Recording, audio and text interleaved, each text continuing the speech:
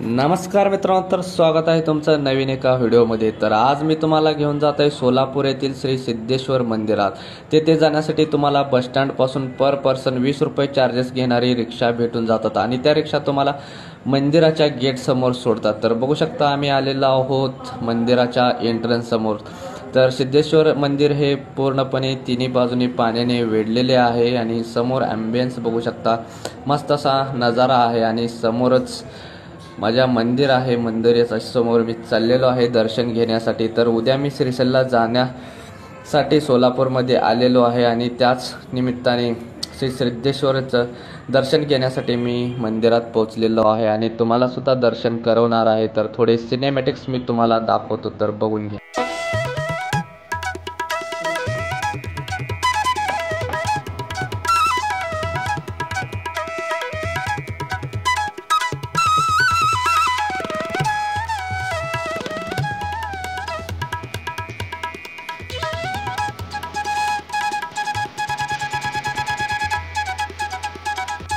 तर तुम्ही बघितलंच आहे आता मंदिर किती सुंदर आहे आणि मंदिरचा एरियाही बघू शकता, पूर्णपणे पाण्याने वेढलेला आहे। तुम्हाला इथे बोटिंग वगैरे भेटते, तुम्ही करू शकता। तर येथे बसण्यासाठी खूप जागा एरिया वगैरे आहे, तुम्ही फॅमिली घेऊन येऊ शकता। सोलापुरात जर तुम्ही आल्याच असेल कोणत्या कारणाने तर नक्की 100% या मंदिरात येऊन जावा। या मंदिरात जानेवारी किंवा फेब्रुवारी महिन्यात गड्डा जत्रा पण भरते।